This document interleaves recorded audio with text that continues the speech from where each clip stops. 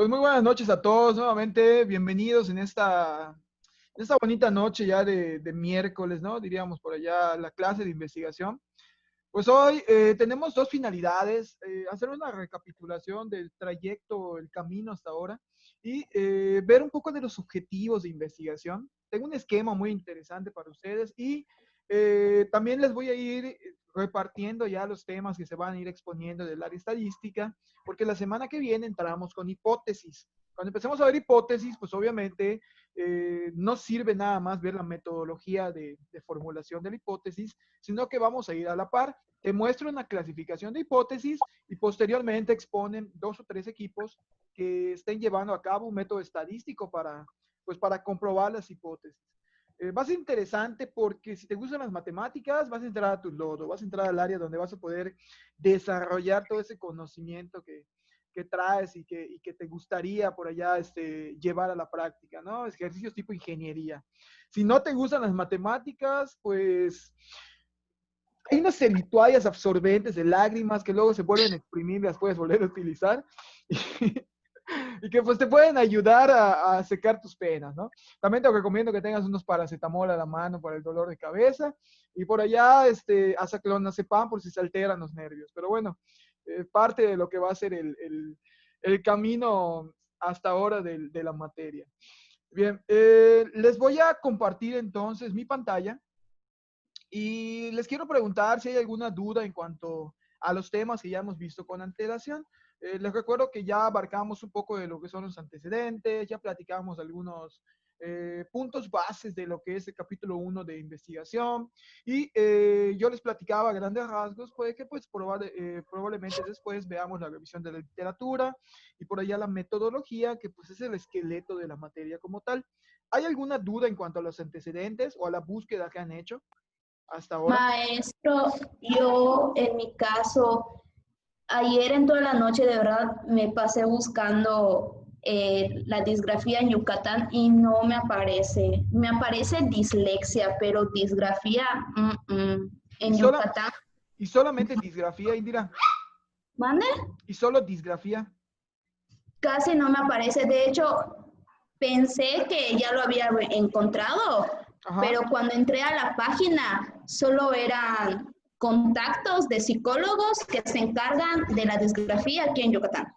Ok, de acuerdo. Mira, te podría ayudar lo siguiente. Cuando hagas la búsqueda de antecedentes, o en este caso hagas una búsqueda de términos en Google, por lo regular no te va a arrojar directamente la zona de Yucatán porque es muy poco estudiada. Entonces, lo que vas a ir buscando es el término disgrafía en general y a raíz de la búsqueda de ese término te van a ir apareciendo. Por ejemplo, mira, aquí hay instituciones que se encargan de trabajar la disgrafía. Aquí, para el marco teórico, por ejemplo, se ve la diferencia, que también sería bueno abordar, porque mucha gente, como tú lo comentas, confunde la disgrafía con la dislexia. Entonces, esto también te podría servir.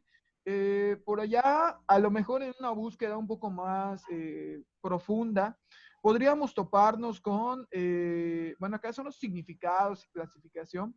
Podríamos toparnos también con algunas tesis o algunos escritos que hayan trabajado sobre la disgrafía, ¿no? Fíjate, aquí está la logopedia, que le dice novedades 2020, me imagino que deben de ser los artículos nuevos acerca de la disgrafía. Tienes asociaciones de psicología de Madrid, que también te pueden definir lo que es la disgrafía. Y posteriormente, si tú entras acá, hay referencias en la zona final del documento que también te pueden servir para fundamentar más tu estudio, ¿no? O sea, tomar en cuenta que lo podemos encontrar como el término general y ese término general, ahí está, mira, trastornos del aprendizaje, características y síntomas de la disgrafía. Este padecimiento general ya te va a ir dando la pauta para que vayas buscando otro tipo de documentos que ya sean los que te sirven, ¿de acuerdo? Por ejemplo, acá mira está la clasificación de problemas de aprendizaje, aquí están los tipos de disgrafía, son ese tipo de documentos que te servirían más.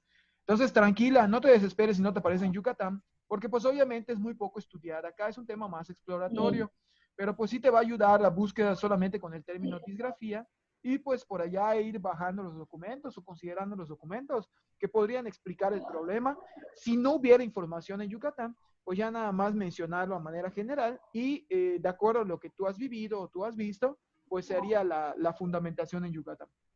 Ah, ok, maestro, gracias. De nada, y no te desanimes, tranquila. Todo lo que son necesidades específicas y problemas de aprendizaje no reciben mucha atención en Yucatán, ni siquiera en México como tal. Estudiamos muy poco sobre esto. De hecho, donde más se estudia de los problemas de aprendizaje y las necesidades específicas es en España, donde hay hasta convenciones y De todo hecho, esto. Sí, estamos muy atrasados todavía en esta zona. Y pues, ni modo.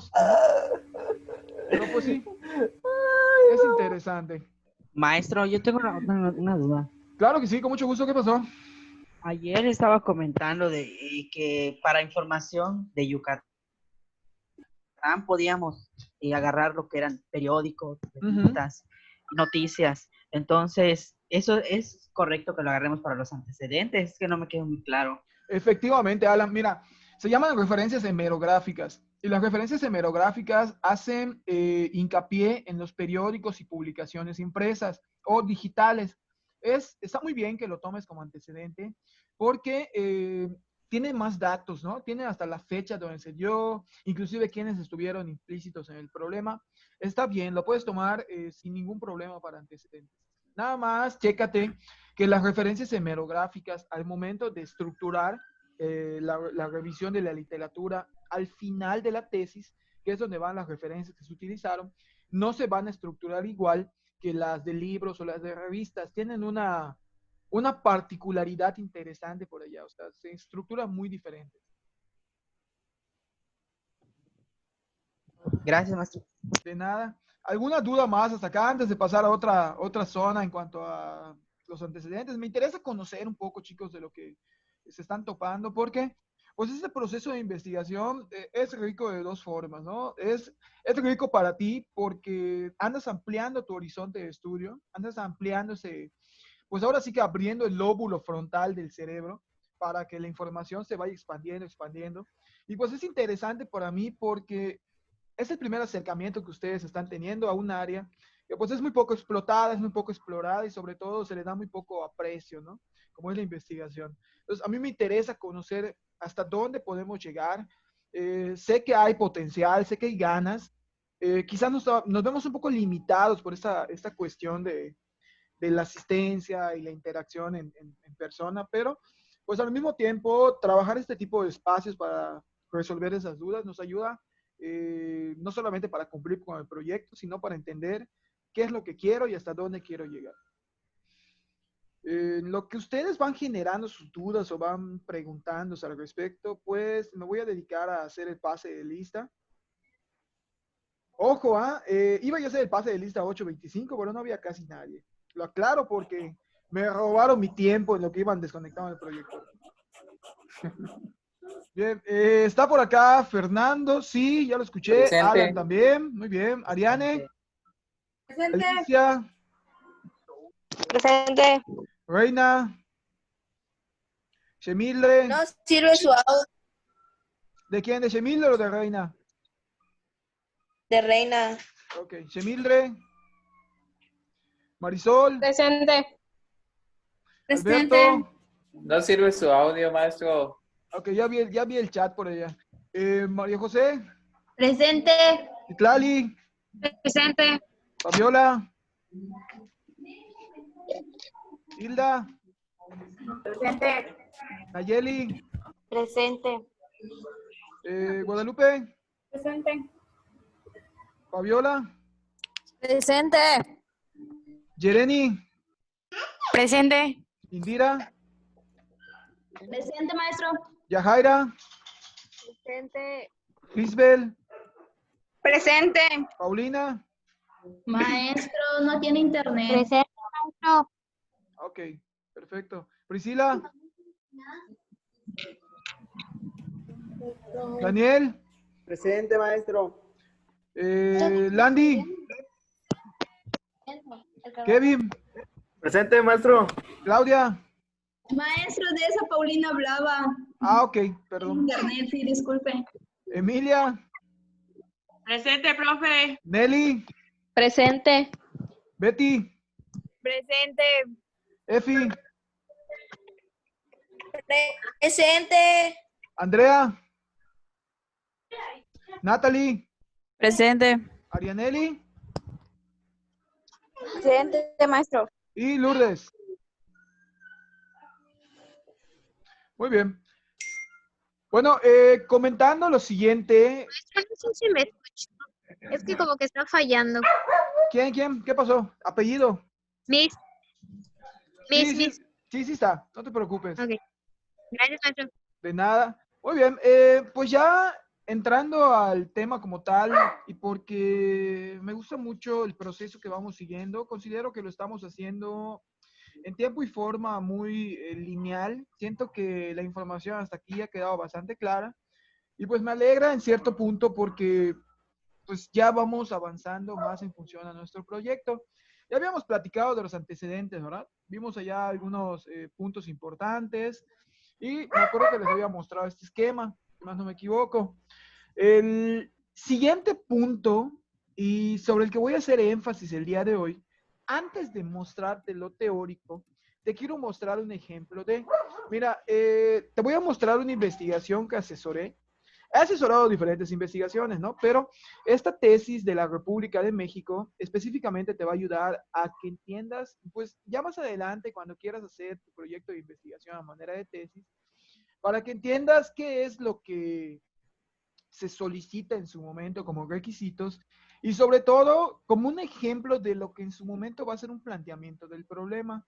Esta investigación que llevé a cabo con esta niña, esta chica, constó de 90 hojas, es una investigación de una sola persona.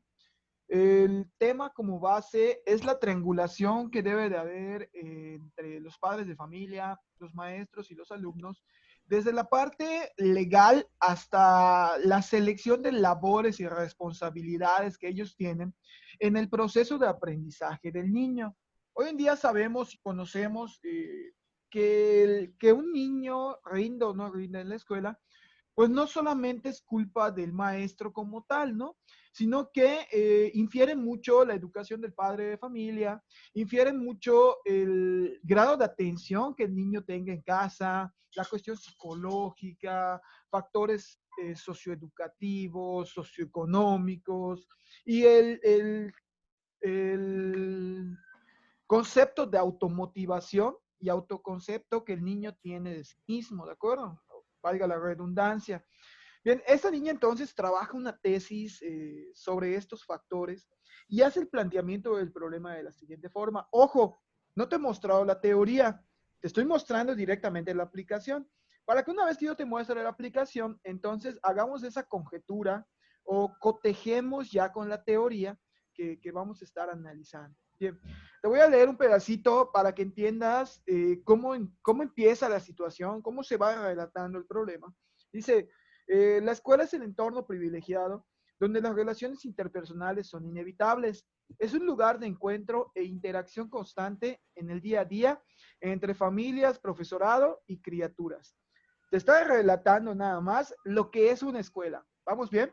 Ojo, no está culpando a nadie, no está dando causas de nada, únicamente está relatando lo que hace una escuela o lo que pasa en una escuela.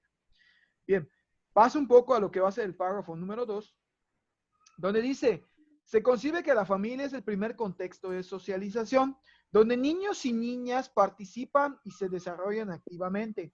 También se sabe que, además, en un determinado momento la familia decide que ya puede abrirse a un nuevo contexto, la escuela, confiando la complementación de su educación a su profesorado. Repito, te está contando el papel y las funciones de la escuela, ¿de acuerdo? Te está contando grandes rasgos lo que hace la escuela. Ya comenzó a meter un segundo término que es la socialización. Bien. Obviamente sigue con la relatoría, sigue haciendo la relación, hasta que va a llegar un momento en el que va a centrar toda la situación que ya exploró a lo que es el meollo del asunto o el punto clave y medular de su investigación. Y termina con lo siguiente. Cuando los padres no muestran el interés para que sus hijos aprendan o hagan sus tareas, los niños en su mayoría de veces se dan cuenta e intentan hacer las cosas por sí solos. Sin embargo, hay ocasiones en donde es necesario que el padre o madre intervenga. Es por eso que se hacen diversas actividades en las escuelas para que exista y se fomente esa relación tanto entre padre, hijo y escuela preescolar. Fíjate, no había hablado de la escuela preescolar. Ojo, estaba hablando a grandes rasgos de la escuela. Aquí ya hace hincapié en la escuela preescolar. Padres que son quienes van a ayudar y convivir con sus hijos, los niños que son el centro en donde se desenvuelve todo y la escuela cuyo lugar y profesores van a ser la guía en ese aprendizaje. ¿Te acuerdas que te comenté de una triangulación? Ahí está la triangulación, ahí está el problema. No culpabilizó, explicó la situación primero de manera general y al final particularizó. Listo, planteamiento del problema. ¿Qué características pueden ustedes notar de esta forma de redacción?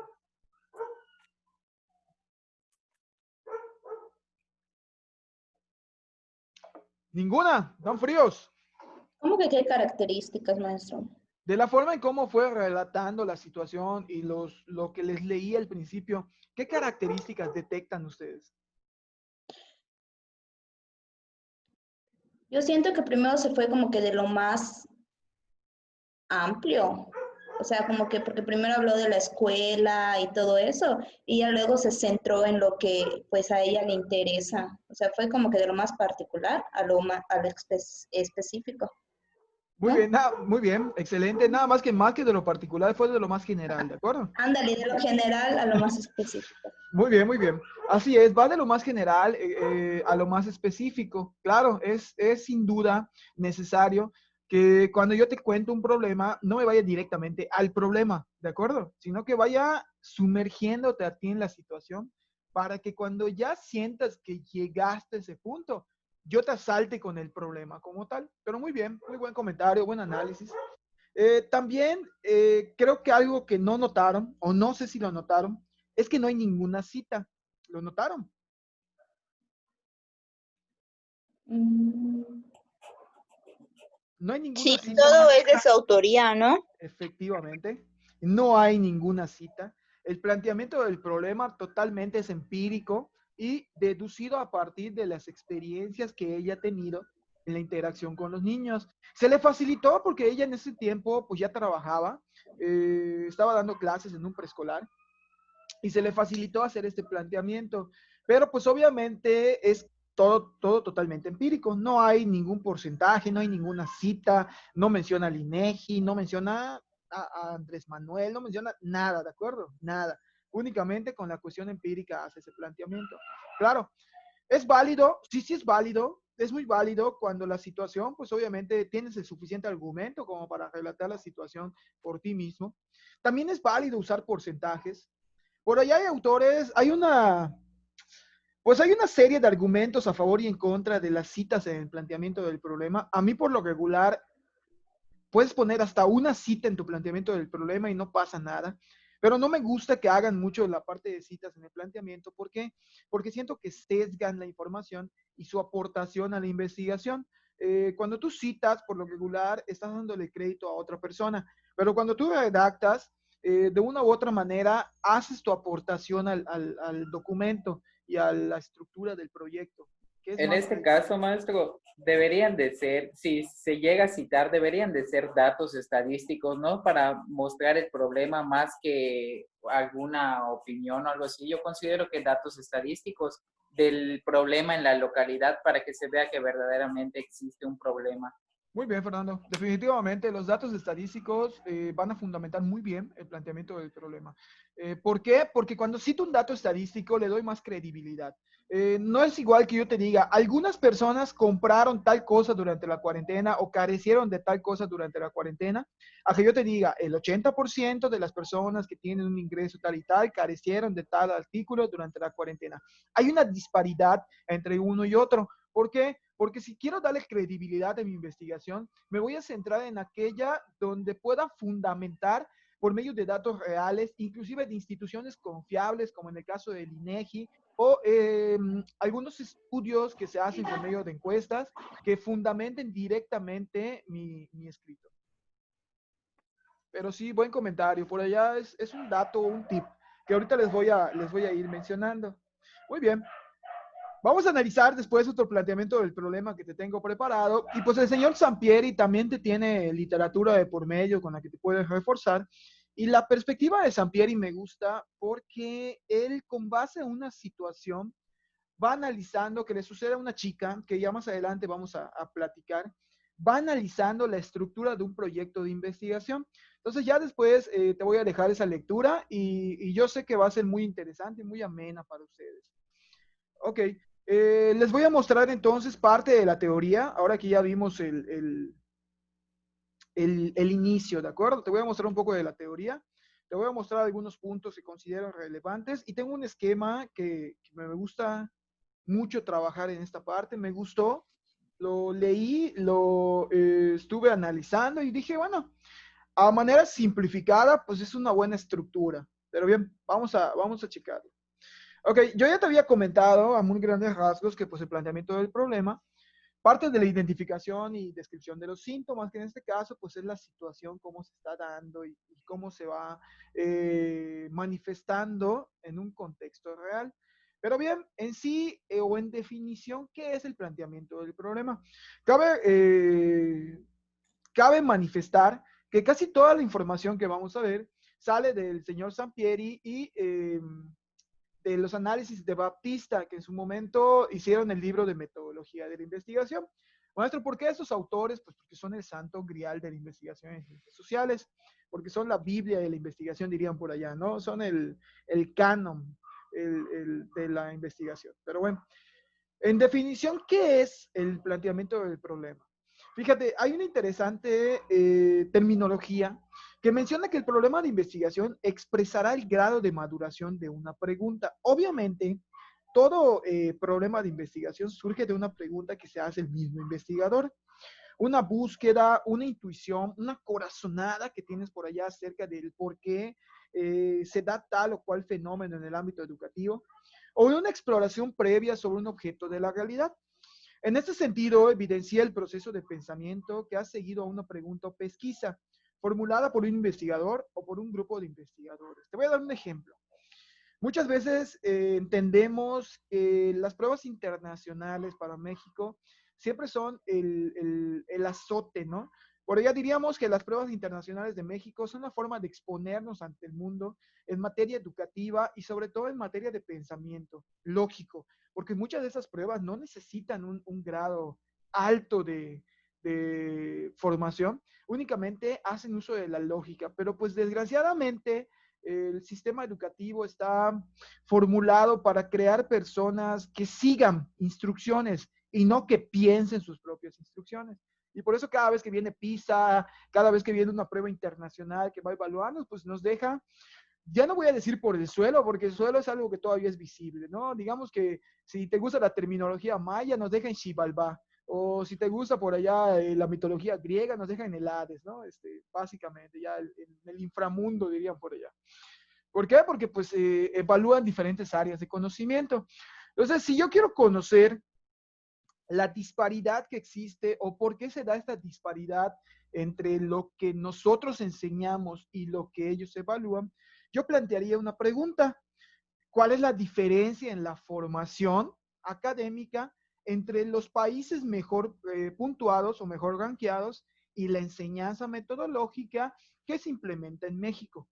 ¿Cuál es la diferencia? Esa es mi pesquisa, es mi pregunta, es mi prerrogativa de por medio en cuanto a la situación. A raíz de esta situación, pues yo voy a formular un problema. Puede ser a raíz de mi propia experiencia, de lo que ya he trabajado en el área, o a partir de la lectura de otras investigaciones que hay de por medio, ¿no? O inclusive, chicos, podría ser a partir de lo que a mí me sucedió en su momento, ¿no? En la escuela. Sabemos que todos presentamos en su momento la prueba PISA o la mayor parte la presentó y se dio cuenta de que muchas de las preguntas que habían en la prueba no correspondían a lo mejor a lo que en clase estábamos viendo. Entonces, ¿qué está sucediendo? ¿Qué diferencias hay? ¿Por qué se habla tanto de una brecha con respecto a la otra? ¿Por qué si acá en México los niños pasan tanto tiempo en la escuela? No están igual de preparados que niños que van 2, 3 veces a la escuela durante la semana nada más y van un número limitado de horas, ¿no? A raíz de todo esto, pues voy haciendo mi definición del problema y voy expresando y planteamiento del problema. Por lo regular, sale de una duda que el investigador tiene.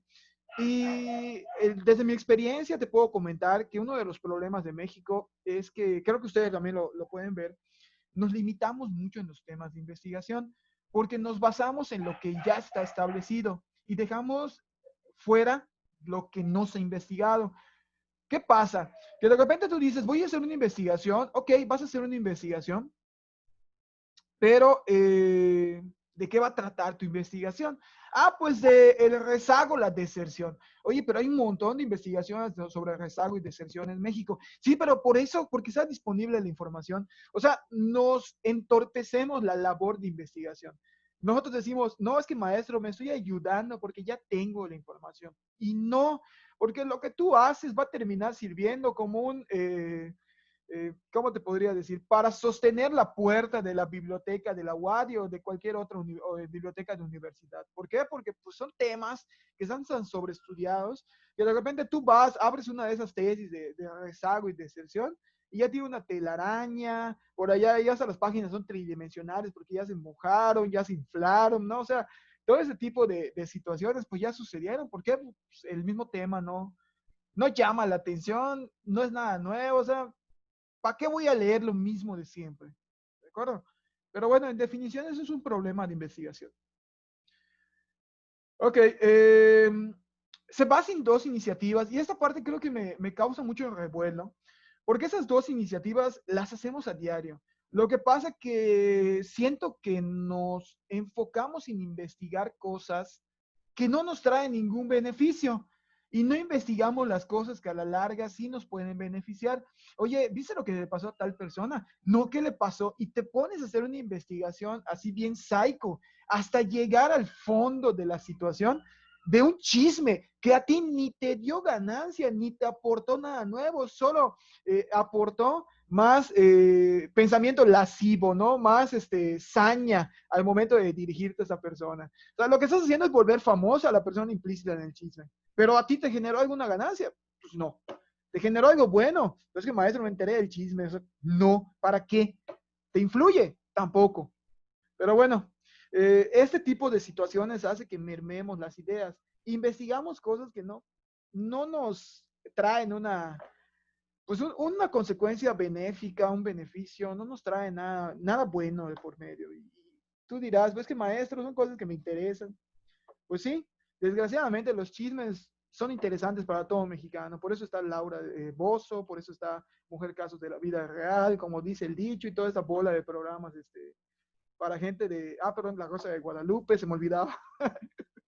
Y todo este tipo de programas pues para gente, voy a decir creyente, por no manifestar otra terminología.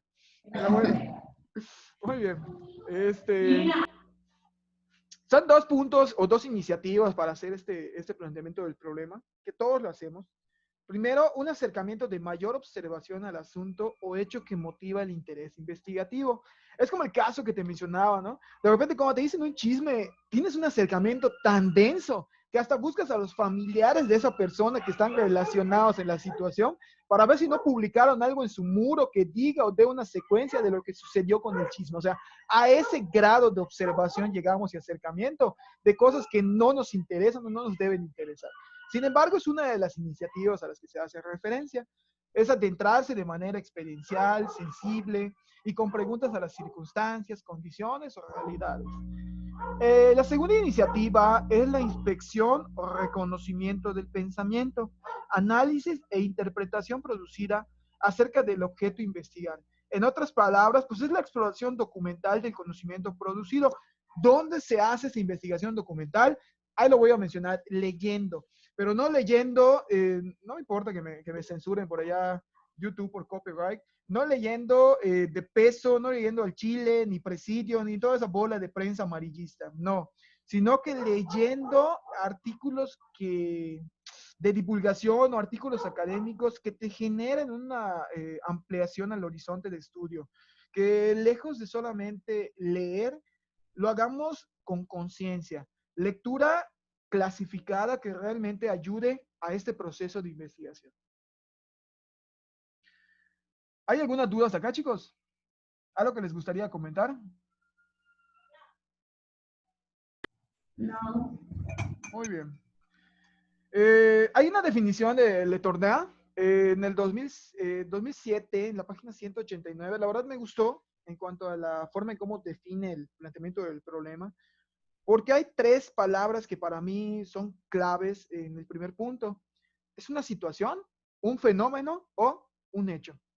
Es una situación, las situaciones se suscitan todos los días, los fenómenos van de la par con las situaciones, una serie de situaciones producen un fenómeno y al producirse un fenómeno, por lo regular, se genera un hecho. Y a partir de todo esto, deberían de considerarse algunos puntos de estudio para tratar de explicar, en este caso, el problema disciplinar, que en nuestra disciplina es todo el área psicopedagógica, pedagógica y de metodología docente. A raíz de todo este análisis, pues ya comenzamos a generar un tema de investigación y un problema como tal. Bien, y consiste dentro del proyecto de investigación en el desglose de una pregunta. Claro, toda pregunta de investigación va a generar el desglose del planteamiento. ¿Por qué? De repente alguien me preguntó, maestro, ¿el planteamiento del problema es una sola pregunta? Y yo les contesté, no. Porque cuando tú preguntas sobre una situación que le sucedió a algún familiar, si todo lo resumes a una pregunta, por lo regular te quedas con un mal sabor de boca, ¿de acuerdo? Se explica completa la situación, se trata de indagar en la situación y posteriormente, si quieres cerrar con una pregunta tu planteamiento del problema, es válido, pero no es una pregunta el planteamiento del problema. Reitero, es más rico explicar la situación, hacer ese análisis sin, vuelvo a lo mismo, sin generar causas, sin generar culpas, sino que hacer ese análisis, presentárselo a la persona para posteriormente analizar la situación y considerar que es un problema. El planteamiento del problema tiene mucho también que ver con la redacción por allá, ¿no? Porque sabemos que la forma en cómo redactamos, pues propiamente nos va a ayudar para entender o no entender ciertas terminologías al respecto. ¿Cuáles son los factores de interés en un planteamiento del problema? Yo como docente del área, ¿qué me interesaría a mí si yo quisiera leer tu planteamiento del problema? Primero, yo considero que necesitaría entender que lo que tú me planteas como problema surge de una necesidad social. Claro, y las cuestiones educativas pues son necesidades sociales. El hecho de que sea educativo no quiere decir que no afecta a la sociedad, al contrario, a mayor educación, mejores sociedades. Date cuenta de Alemania, date cuenta de Finlandia, de Islandia, que son naciones con un nivel socioeconómico extremadamente alto. ¿Por qué? Porque hay educación de por medio.